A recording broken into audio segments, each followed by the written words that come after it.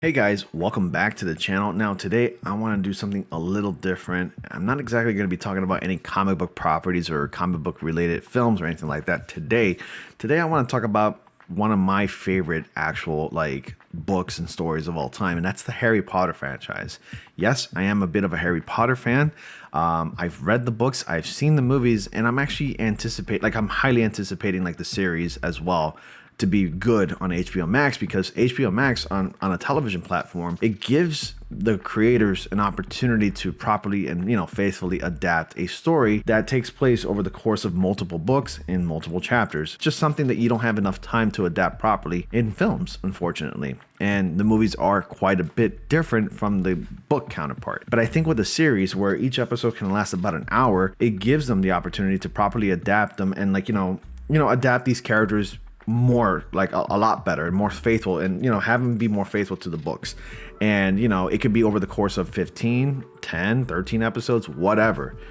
Each episode could be practically a chapter, but still I'm really excited for that, and I can't wait. But some issues have come up, and that is the rumor that the Severus Snape could potentially have a race swap, as HBO's Harry Potter series reportedly is interested in the Lazarus Project star Papa Azidu to play the iconic Slytherin character. So I have the article pulled up and we're going to talk about it. Now, I've already stressed this enough multiple times in my videos about how I feel about race swapping. Honestly, I disagree with the whole race swapping thing. I honestly believe that if you're going to adapt something as a character from books or comic books, I think you should faithfully and properly adapt those characters as close as possible and remain faithful, because I think it's important. I think the essence of a character is also their looks, and changing the looks kind of as a viewer or as a fan kind of gets you lost, and you kind of forget that the character that they're playing is a character from a source material, like the books or comic books, whatever. I really do the best I can to ignore those details sometimes. Sometimes characters do get a pass when it comes to a race swap character, but honestly I'm kind of sick of it, and I feel like they're just pushing an agenda and they're just checking off boxes as well, and it's really incredibly annoying at this point. If a character is described as such, like Snape for instance, in the books, a character right here, and this is from J.K. Rowling herself. This is her 1990s drawing of what Snape is supposed to look like. Long, slick, black, greasy hair, sallow skin, white as sour like milk, and a long hooked nose. This is exactly what Snape is supposed to look like. And Snape, as I always saw him, and this is how J.K. Rowling described it, this was scribbled back in 1992 or 93. And although she has spent years denying that Snape is a vampire, one of the more outlandish and persistent fan theories, she must say that he does look a little like Count Dracula-ish in that cloak. Also, I do have, well, that's actually the last video I was working on. I do have actually right here. So I couldn't find the quote, but in the books, and this is from Ryan Kindle Outpost, which is a channel that I do watch constantly, and he posts really good videos, but I'd say a little bit edgier than mine. He's described, Snape is described to have multiple times pallid and sallow skin, also once in color of sour milk, since even that isn't enough for a bleep like you. And he's talking to this individual right here who denies that, because this individual clearly didn't read the books. This individual is all about virtual signaling and white knighting for representation and whatnot. And this person is challenging Ryan, who's an actual huge fan of the Harry Potter books, just like I am, and saying oh, where does it say in the books that he's described that way? Well, I can tell you that Snape is described as follows, as what you would read right here. And even you can go to J.K. Rowling's drawing and description of Snape. There you go. There you have it. That's exactly what he looks like. So I would want a character to look as such, and how the character is described in comic books or books. And I would want that character to be represented that way. And I'd feel the same exact way if a black character was race swapped to be a white character or a Hispanic character. I wouldn't want a well-known black character in comic books or books to be race swapped either. You see? So if you even think about calling me a racist, that argument is completely invalid and completely weak, and it's just a waste of it's just a waste of air if you're going to be touting me as a racist or whatever. But anyway, so this is just a rumor. Just remember, none of this is officially confirmed. And we're going to go ahead and talk about it. So in a move that, should it turn out to be more than just an industry rumor, would signal a massive deviation from the network's original promise that they would be producing a faithful adaptation of the comic books. And you got to remember, J.K. Rowling is heavily involved in this series. She does have creative control. She is serving as an executive producer. And if they do go with this move and they do race swap this, I'm going to be shocked. I'm like, I thought J.K. Rowling had a lot of, most of the creative control then. A new report suggests that HBO's upcoming Harry Potter series may race swap Severus Snape. It's completely unnecessary and completely pointless to do that by casting British actor Papa Azidou as its version of the Half-Blood Prince. And look, here's the drawing right here as well. And this is coming from the boundingintocomics.com. This is the drawing. There's Harry, there's Ron, and I think Hermione right there has her back turned. And there's Snape walking across with the big cloak. And I must say, they did get the look of this character very closely in the Harry Potter films. So word of Azidou's potential sorting into Slytherin was first brought into December 4th, courtesy of the Hollywood Reporters Boris Kitt and James Hibberd. Having apparently learned of this information via multiple sources, the pair further relayed that the Lazarus Project star has been offered the part, although it is not clear if negotiations have begun in earnest. However, in having looked into this matter on his own, Deadline's Anthony D'Alessandro reported that per his own research, no formal offer has been made to the actor, nor has the team converse with HBO students about a potential deal. I don't even think they've begun casting characters yet. We need to find our Harry Potter first, I think.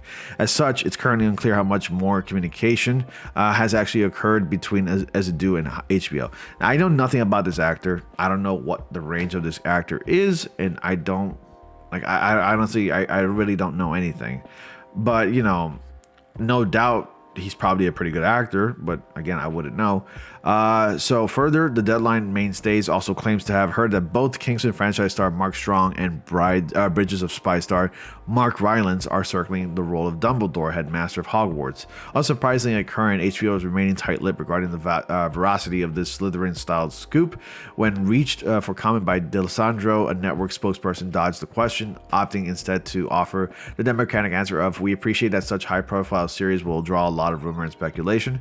As we make our way through pre-production, we will only confirm details as we finalize deals." So while Azidou is a distinguished actor in his own right, having starred in much films as Murder on the Orient Express and Men in led stage productions ranging from Shakespeare's classic Hamlet to Carol Churchill clone Dilemma-centric A Number, should he be cast as a fan favorite defense against the dark arts teacher, it would represent a race swapping of the character compared to the original source material. And as described in the series' second entry, Harry Potter and the Chamber of Secrets, upon meeting his secret guardian for the first time since being rescued by him, Harry knows that Snape was a thin man with sallow skin, the term sallow referring to skin that is unnatural and sickly pale, yellow-brown in complexion, often due to health issues. So to that end, while some may try to claim that this means Snape would have had genuinely dark skin at various times throughout the series, the Slytherin is described as having explicitly pale skin. So he would naturally have to be probably Caucasian in that point. And the potions exam spell, this is a card from a trading card game, and this is what Snape looks like right there. So, for example, while lashing out at Snape under the belief that he killed Dumbledore and Harry Potter and Half-Blood Prince, the young wizard notes that in response to his attempts to hit the presumed murderer with a Sectum Semper spell, Snape's pale face, illuminated by the flaming cabin, was suffused with hatred, just as it had before, suffused with hatred, before he had cursed Dumbledore.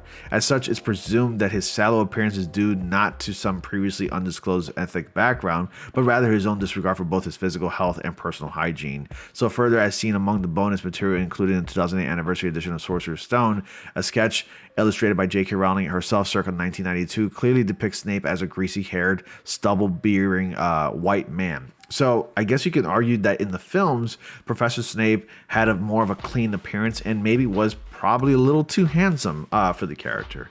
And also, yeah, he was more clean shaven compared to his book counterpart.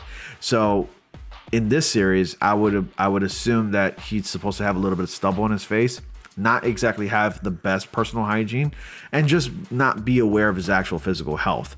Overall, this is not supposed to be a good-looking guy. This is supposed to be a kind of a gross-looking dude, if anything. So yeah, I guess you can say the movies didn't properly also adapt his look, but some of the aspects, some of the qualities, like the greasy long black hair, the white pale skin was there, even the long nose was there as well. But he was clean compared to what he's described to be in the books, at least in the film. So as noted above, should Ace end up being picked to play the internally cold-shouldered potions master, it would represent a significant break into HBO's original promise as made upon their announcements of its production that the Harry Potter series would be a quote-unquote faithful adaptation of the iconic books. And now, if you make a promise as such, and then you break that promise by casting someone that nobody would have thought that would play Snape, you're going to get a lot of backlash, a lot of blowback. It's definitely going to blow up in their face. And this is not a good look. Like, this is not like at all a good look. When people think about faithful adaptation, they think, you know, if you're faithfully adapting a comic book or a series like this, series of books like this, they would think that, okay, this character needs to look as such. It has nothing to do with race at that point. You cut race out of the equation at that point. This has everything to do with being faithful to the source material, and that's it. Race has nothing to do with it.